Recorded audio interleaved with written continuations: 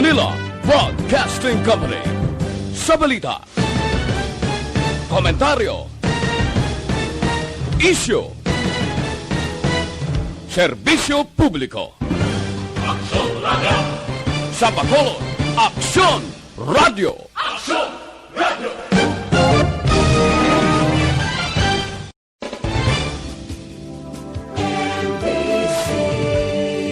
Manila Broadcasting Company.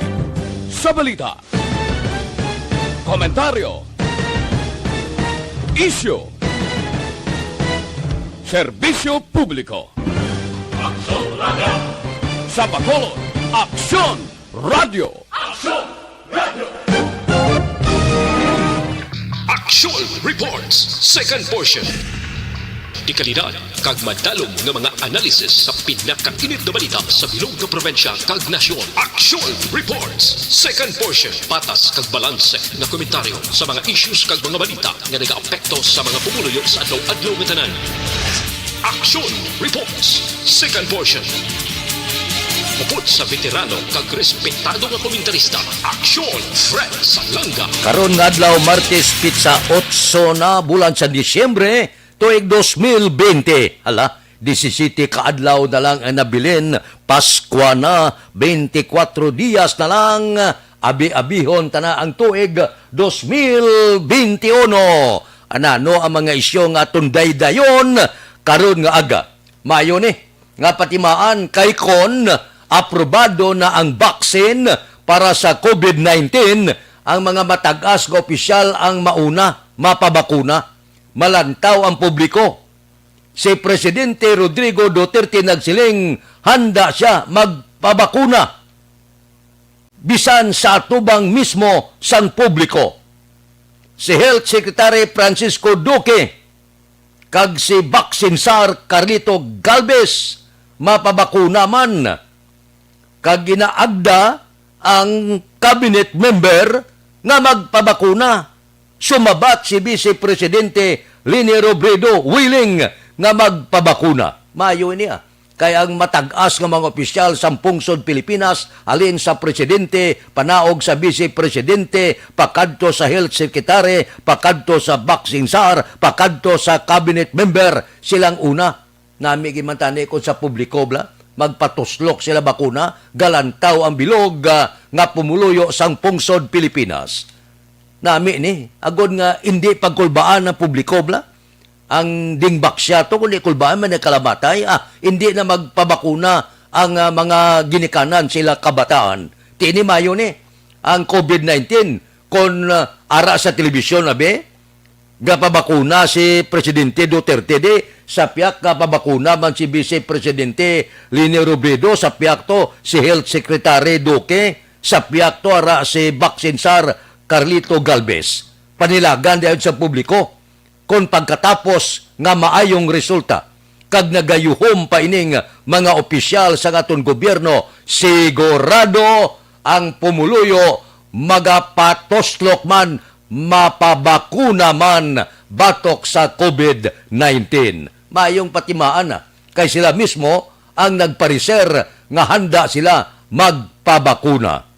Bao si Presidential Spokesman Harry Roque nga hindi na kinalan ipalive ang pagbakuna. I-live bida para makita sa publiko, para nga wala kulba, wala atras, wala isol. Pagkatapos nga makapabakuna ang tanan ng opisyal, sunod ang publiko. Aksyon Radio Philippine Standard Time, las 6:40. Mabalik kami pagkatapos ini.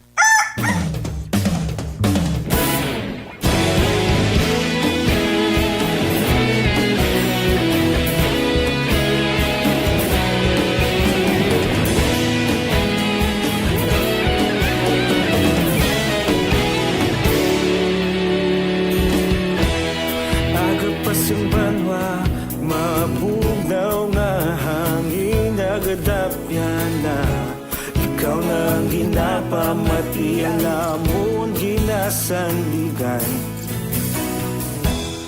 tingog sang probinsya kamatuuran ginapalap na mensahe nga may dala paglaom kag kasanan. Tinuig na nagligan, ikaw gihapon ang ako nga istasyon. Sa pagbudlak sang adlaw, sa pagduhaw sang biton, mga balita nga dala inspirasyon. Aksyon radyo, bakolog man sa gihapon. Padayon Aksyon radyo, bakolog saludo sa imo.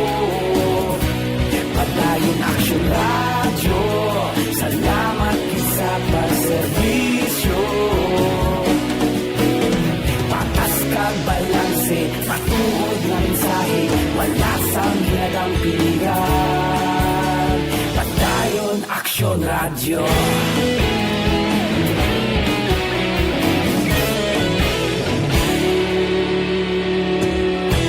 Bacolod nun kag Negrosanon, inyong pamatian. Istasyon nga nagapalaplag sang kamaturan. Mabakod nga prinsipyo, reporter handa sa serbisyo. Kahapon, karon kag sa gihapon, kita magapadayon. Tinuig na nagligan, ikaw gihapon ang ako nga istasyon. Sa pagbutlak sang adlaw, sa pagtuhaw sang biton, mga balita na may dala inspirasyon. Aksyon radyo, bakolod man sa gihapon. Padayon Aksyon radyo, bakolod saludo sa imo. Padayon Aksyon radyo, salamat sa pagserbisyo. Patas kag balanse, matuod na mensahe, wala sang ginadampigan. Padayon Aksyon radyo. Una sa balita, una sa aksyon, sa Bacolod Aksyon Radio.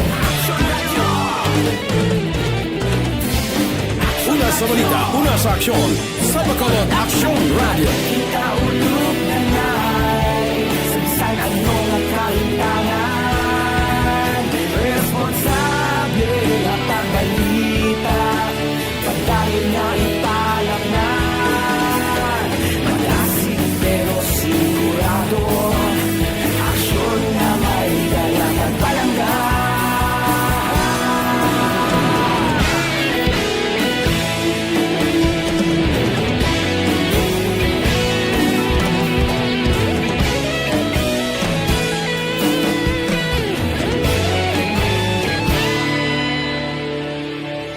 Padayon Aksyon radyo, bakolod saludo sa imo. Padayon Aksyon radyo, salamat gid sa pagserbisyo. Padayon Aksyon radyo, bakolod saludo sa imo. Padayon Aksyon radyo, salamat gid sa pagserbisyo. Patas kag balanse, matuod na mensahe, wala sang ginadampigan. Padayon Aksyon radyo.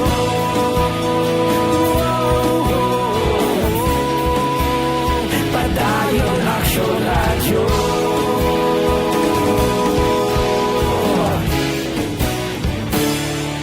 Padayon Aksyon radyo.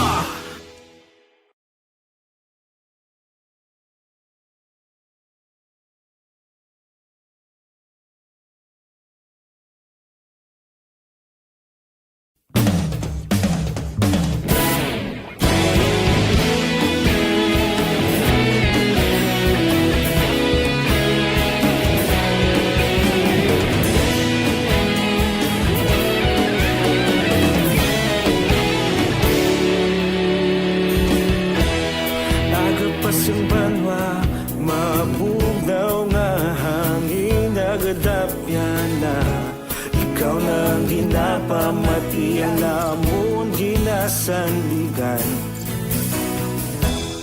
tingog sang probinsya, kamatuuran ginapala. Time las 6:46, karon nga tuig daw maiwat nga may ara untat lupok sa tunga sang puwersa sang gobyerno kag New People's Army. Kaya daw hindi gid magdeklarar si Presidente Rodrigo Duterte sang untat lupok tubtob matapos ang iya termino. Amo na kapag-on sa tindog sa presidente. Amo nang siling kuti. Pabuto naton ang madamo nga magkalabalo naman sa hanay sang New People's Army kag mga soldado.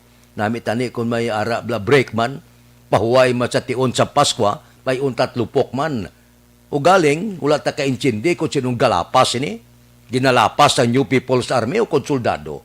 Nga pirmila kada deklara sang ceasefire untat lupok, gulpil na may magtuhaw nga balita. Ato, nanalakay naman ang New People's Army. Nya wala agarispito sa untat lupok. Nga gin kasugtan. Siling man sa New People's Army, nya tiginunahan nyo man. Da wala ta kabalo kung sinong gasugid tuod sini. Bawo kabudlay, no? Ang komunista sa pungsod Pilipinas, dinag-una sos mga 5 kadekada na. Nga nagtuhaw ini, nga wala gid mapasungka sa aton gobyerno, padayon nga nagadamo man ang ila porsa. Puerte, no? Ang istorya sang komunista sa Pilipinas, kung madumduman nato, nagsugod pa ini 1930. Amo man to ang pagtuhaw sang Partido Komunista ng Pilipinas. Amo ni sang original nga Communist Party of the Philippines. Nag-partner pa ni siya, nag-upod pa ni siya sa hukbalahap, inibalang hukbong bayan laban sa Hapon.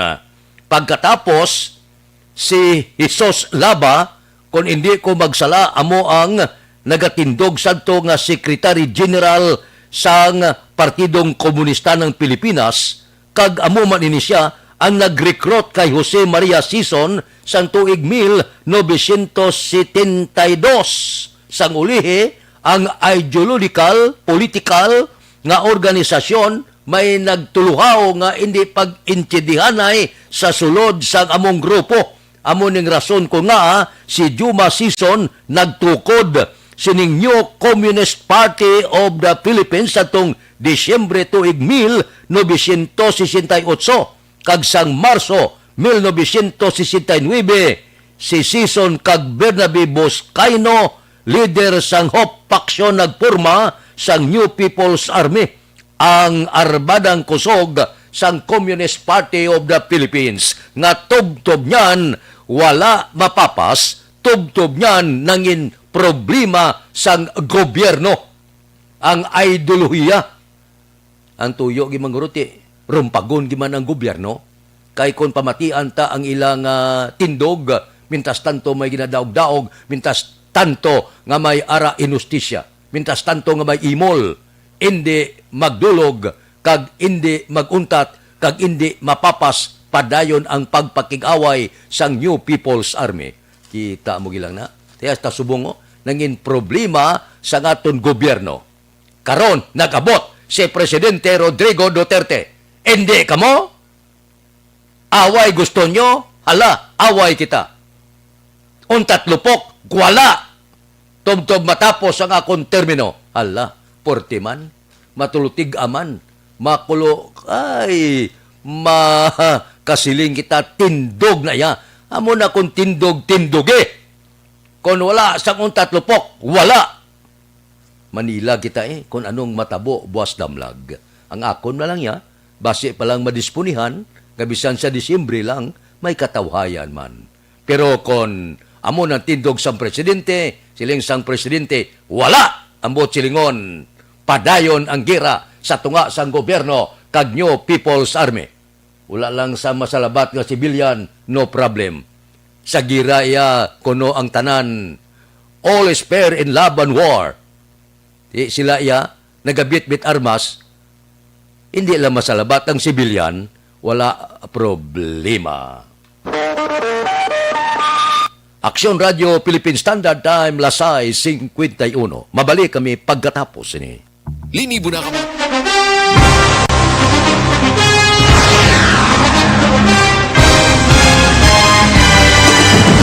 Mga balita nga una nabatian, mga impormasyon nga nakaapekto sa pagpangabuhi sang tanan, Drama nga naghatag kabuhi sa istorya sa paglaom, paghigugma kag pagpasimpalan. Serbisyo nga makatalandog balatyagon kag nagbunga sang pagsanyog. Istasyon sang tanan sa sulod na sang 51 ka tuig.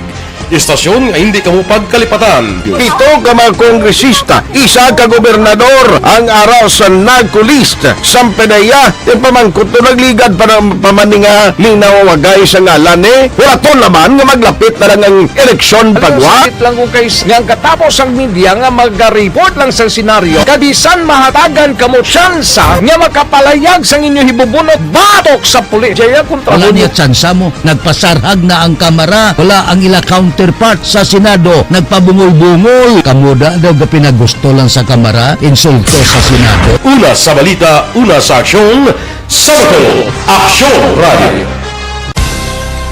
Today, DOA is confirming that a 38-year-old female Chinese patient under investigation, or PUI, is positive for the novel coronavirus 2019-nCoV. I issued an order to Executive Secretary Major Dia clearly laying down the responsibilities of each department in implementing the Bayanihan to Heal as One Act. Makabig nga pinakadako nga hangkat nga natubang sang pungsod Pilipinas ang COVID-19 pandemic. Tanan nga sektor ang apektado. Tanan nga kinahanglan sang pagtamod kag nagakaigo nga pagserbisyo. Bisan pa ang industriya sang pagwaragwag nagapangatubang sang kaangay nga pagpanghangkat. Apang Aksyon Radio Bacolod wala nagbiya sa pagpangalagad sa kahanginan sa pihak sang kabudlayan, peligro kag risgo nga dulot sang pandemya.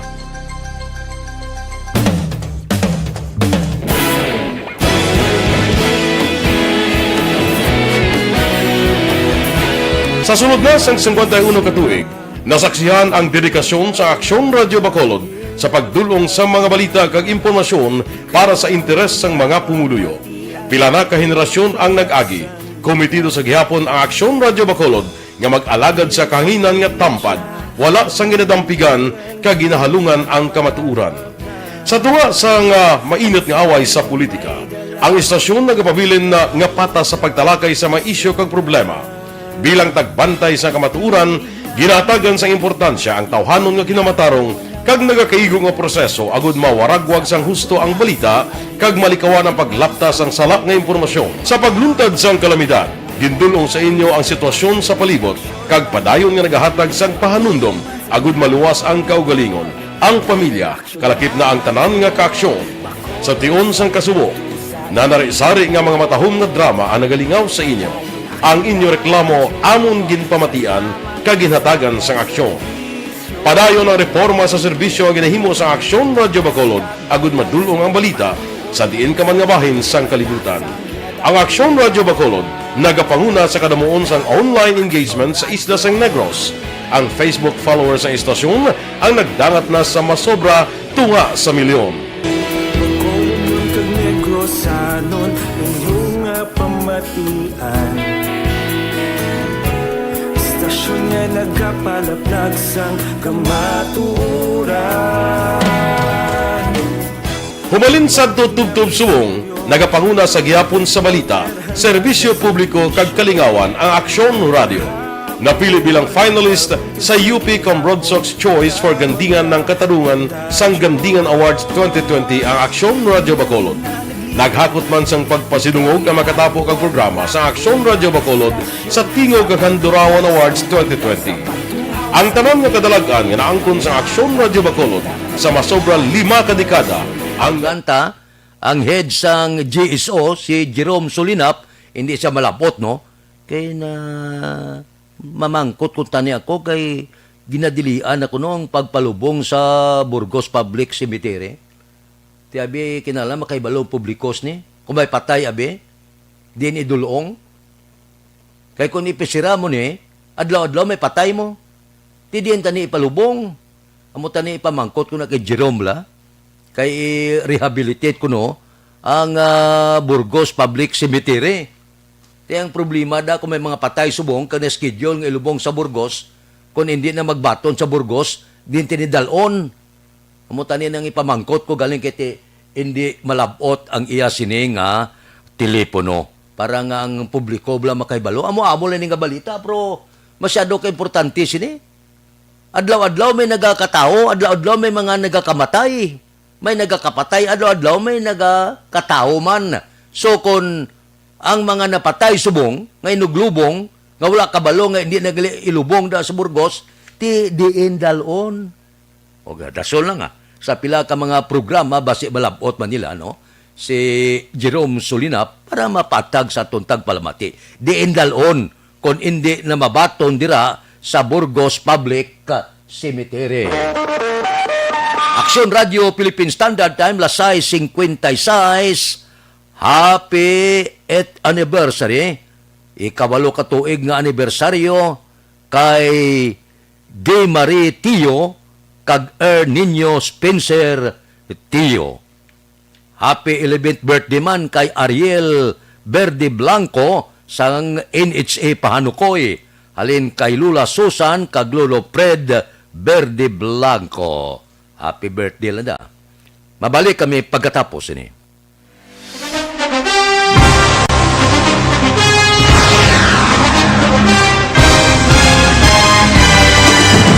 Mga balita nga una nabatian, mga impormasyon nga nakaapekto sa pagpangabuhi sang tanan, drama nga naghatag kabuhi sa istorya sang paglaom, paghigugma kag pagpasimpalan, serbisyo nga makatalandog balatyagon kag nagbunga sang pagsanyon, istasyon sang tanan sa sulod na sang 51 katuig, istasyon nga hindi kamupag kalipatan. Pito ka mga kongresista, isa ka gobernador ang araw sa nagkulist sa PDEA yung pamangkot to nagligad para pamaninga ning nawawagay sa ngalan wala to naman nga maglapit na lang ang eleksyon pagwa. Sakit lang kung kayo nga katapos ang media nga mag-report lang sa senaryo kabisan mahatagan kamo tsansa nga makapalayag sa inyo hibubunot batok sa pulis. Jaya kontra Wala niya tsansa mo. Nagpasarhag na ang kamara. Wala ang ila counterpart sa Senado. Nagpabungol-bungol. Kamuda daw ga pinagusto lang sa kamara. Insulto sa Senado. Una sa balita, una sa aksyon, SalangaNo, Aksyon Radio.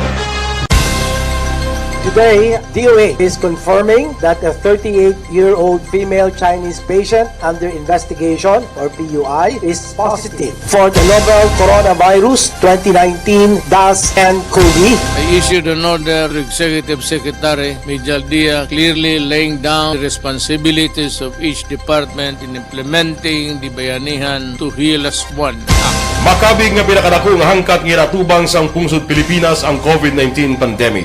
Tanan nga sektor ang apektado. Tanan nga kinahanglan sang pagtamod kag nagakaigo nga pagserbisyo. Bisan pa ang industriya sang pagwaragwag nagapangatubang sang kaangay nga pagpanghangkat. Apang Aksyon Radio Bacolod wala nagbiya sa pagpangalagad sa kahanginan sa pihak sang kabudlayan, peligro kag risgo nga dulot sang pandemya.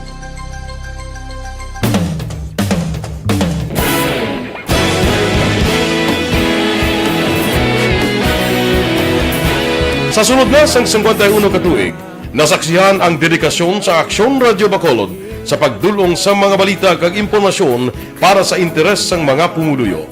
Pila na ka henerasyon ang nag-agi, komitido sa gihapon ang Aksyon Radio Bacolod nga mag-alagad sa kanginan nga tampad, wala sang ginadampigan kag ginahalungan ang kamatuuran. Sa tunga sang mainit nga away sa politika, ang istasyon nagapabilin na nga patas sa pagtalakay sa mga isyu kag problema. Bilang tagbantay sa kamatuuran, ginatagan sa importansya ang tawhanon nga kinamatarong kag nagakaigo nga proseso agud mawaragwag sang husto ang balita kag malikawan ang paglaptas ang sala nga impormasyon. Sa pagluntad sang kalamidad, gindulong sa inyo ang sitwasyon sa palibot kag padayon nga nagahatag sang pahanundom agud maluwas ang kaugalingon, ang pamilya, kalakip na ang tanan nga kaaksyon. Sa tion sang kasubo, nanari-sari nga mga matahom nga drama ang nagalingaw sa inyo. Ang inyo reklamo amon ginpamatian kaginhatagan sang aksyon. Padayon ang reforma sa serbisyo ang ginahimo sa Aksyon Radio Bacolod agud madulong ang balita sa diin ka man nga bahin sang kalibutan. Ang Aksyon Radio Bacolod nagapanguna sa kadamuon sang online engagement sa isla sang Negros. Ang Facebook followers sa istasyon ang nagdangat na sa masobra tunga sa milyon. Magkulong kag Negros anon inyong pamatian. Stasyon nga nagapalaplag sang kamaturan. Humalin sa tubtub subong, nagapanguna sa gihapon sa balita, serbisyo publiko kag kalingawan ang Aksyon Radio. Napili bilang finalist sa UP Comrodsox Choice for Gandingan ng Katarungan sang Gandingan Awards 2020 ang Aksyon Radio Bacolod. Naghakot man sang pagpasinungog ang makatapo kang programa sa Aksyon Radio Bacolod sa Tingog kag Durawan Awards 2020.